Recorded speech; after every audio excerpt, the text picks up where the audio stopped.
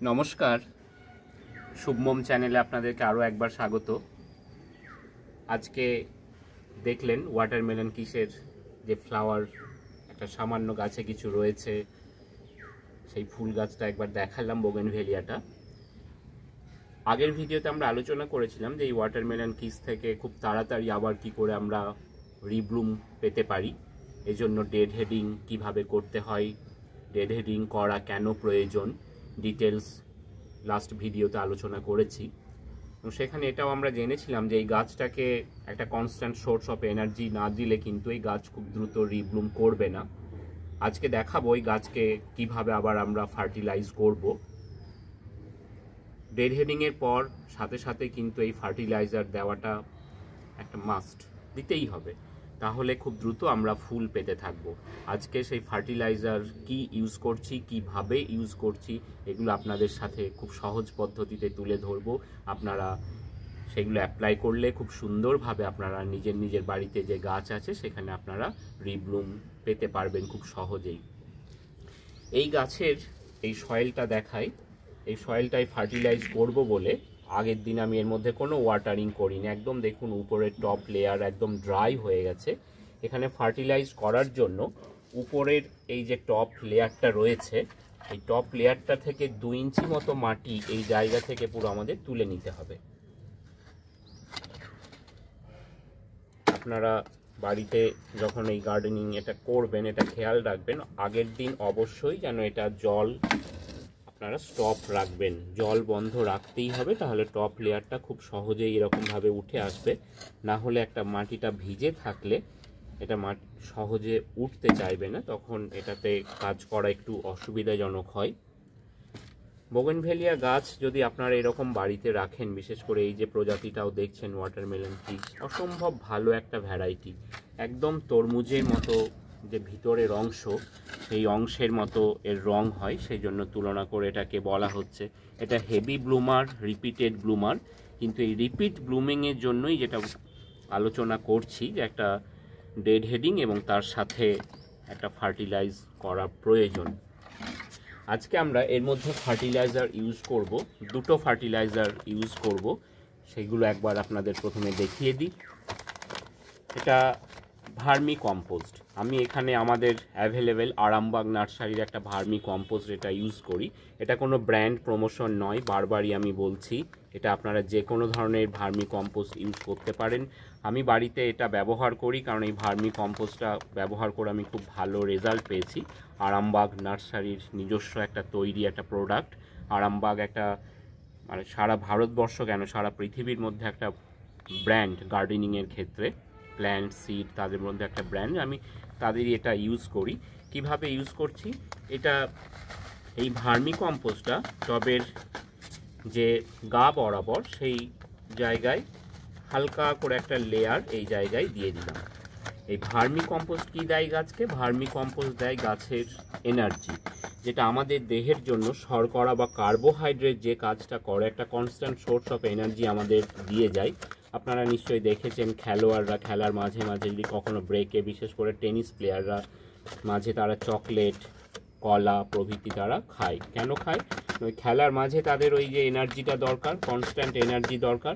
এই গাছের রিব্লুমিংয়ের জন্য একটা কনস্ট্যান্ট এনার্জি দরকার, যেটা আসবে ভার্মি কম্পোস্ট থেকে। আর বাকি যে সমস্ত আরও নিউট্রিয়েন্টগুলো রয়েছে, সেই নিউট্রিয়েন্টগুলোর জন্য আরামবাগেরই আর একটা প্রোডাক্ট আমি এটা ইউজ করি, বিরল মিক্সচার। এই বিরল গার্ডেন, এই যে এই প্যাকেটটা এখন আমার ওপেন হয়নি, এখনও বলছি এটা কোনো ব্র্যান্ড প্রমোশন নয়। আপনারা মিক্স ফার্টিলাইজার ইউজ করবেন। মিক্স ফার্টিলাইজার যেটা আপনারা পেয়ে থাকেন নর্মালি, বোন মিল, হর্ন মিল, তার সাথে কিছুটা নিম খোল দিয়ে একটা কমপ্লিট থাকে, তো সেটা ইউজ করলে তো খুবই ভালো, কোনো অসুবিধা নেই। কিন্তু এইটার মধ্যে এই পুরো যে নিউট্রিয়েন্টগুলো দরকার এর মধ্যে পুরোটাই কিন্তু দেওয়া আছে, দেখতেই পাচ্ছেন। বোন মিল, হর্ন মিল, লেদার মিল, নিম খোল, মাস্টার্ড কেক ফার্টিলাইজার, সব কিছু দিয়ে একটা একদম কমপ্লিট একটা বলতে পারেন গাছের একটা নিউট্রিশন, সেইটা আমরা আজকে প্রয়োগ করছি। এটা প্রয়োগ করাটা খুব সহজ, আগে থেকে রেডি করে রাখার কোনো প্রয়োজন হয় না। এটাও কি করছি, গাছের যে টবের গা বরাবর মাটিটা যেখান থেকে তুলে নিয়েছিলাম সেই গা বরাবর একটা হালকা করে একটা লেয়ার এই জায়গায় আমরা দিয়ে দিচ্ছি। এই লেয়ারটা দেওয়ার সময় খুব বেশি কম কিছু সেরকম ব্যাপার নেই, আপনারা টবের মাপ অনুযায়ী দেবেন। এটা একটা 10 ইঞ্চি কন্টেনার, আমি হালকা একটা লেয়ার এই জায়গায় দিয়ে দিচ্ছি, কারণ এটা তো আগেই ফার্টিলাইজ করা আছে, জাস্ট এটাকে রিব্লুমিংয়ের জন্য এবং তার এনার্জির জন্য এই ফার্টিলাইজারটা আমরা এখন দিলাম। দেওয়ার পর আবার যে মাটিটা আমরা তুলে রেখেছিলাম, জাস্ট এই মাটিটা দিয়ে এটাকে একদম শুধু চাপা দিয়ে দিন, ঢেকে দিন। কোনো কিছু আপনাকে বেশি খোঁড়াখুড়ি করার প্রয়োজন নেই। মাটি যদি ঠিকঠাক থাকে, সয়েল মিক্স ঠিক থাকে, তাহলে জাস্ট টবের গা বরাবর দিয়েই মাটি চাপা দিয়ে তারপর আমরা এটাকে ফুল একটা ওয়াটারিং করে দেব। কিছুদিন পরেই এর গাছ আবার ফুলে ভরে যাবে। গাছের এই এনার্জিটার অভাব কিন্তু হবে না। এটা 10 ইঞ্চি কন্টেনার বা আপনাদের বাড়িতে যেরকমই কন্টেনার হোক না কেন, গাছের কন্টেনারের মধ্যে গাছ থাকলে তার ফার্টিলাইজার, গাছের জন্য যে প্রয়োজনীয় খাবার, সেটা কিন্তু লিমিটেড কোয়ান্টিটিতে থাকে, যত বড়ই কন্টেনার হোক না কেন। তাই টবের গাছের ক্ষেত্রে এটা খুবই গুরুত্বপূর্ণ যে ফার্টিলাইজ আপনাকে করতেই হবে। মাটির গাছে যেটার একদমই প্রয়োজন হয় না, আর মাটির গাছের শিকড় গ্রো করে সে যেখান থেকেই হোক খাবার সংগ্রহ করে নেবে।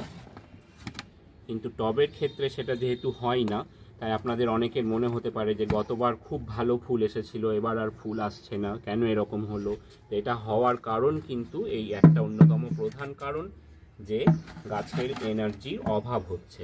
গাছকে রিব্লুম করতে হলে তাকে সেই কনস্ট্যান্ট সোর্স অফ এনার্জিটা দেওয়া দরকার। দিয়ে দিলাম। এরপর গাছটাকে আজকে ফুল ওয়াটারিং করে দেব। ফুল ওয়াটারিং করে দিলেই ধীরে ধীরে এই ফার্টিলাইজারগুলো গাছ অ্যাবজর্ব করে নেবে এবং খুব তাড়াতাড়ি আবার তার ফুল ব্লুমিং কন্ডিশনে ফিরে যাবে।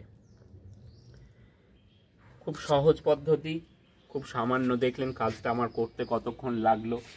খুব হার্ডলি হয়তো 10 মিনিটের একটা কাজ, কিন্তু এই 10 মিনিটের পরিশ্রমটুকু যদি আমরা করতে পারি, এই ফুল, এই গাছ আরও সুন্দর হয়ে উঠবে। আপনারা ওয়াটারমেলন কিস যদি আপনাদের বাড়িতে থাকে অবশ্যই, নাহলে গাছ আপনারা করতে পারেন ফুল ব্লুমিং। আমি আবার একবার এটা দেখাবো কিভাবে গাছকে আজকে ফার্টিলাইজ করলাম, সেটাও আপনারা দেখলেন। খুব সহজ। যদি এই ধরনের কোনো ইনফরমেটিভ আরও ভিডিও গার্ডেনিং সম্পর্কে পেতে চান, শুভমম চ্যানেলটিকে অবশ্যই সাবস্ক্রাইব করবেন।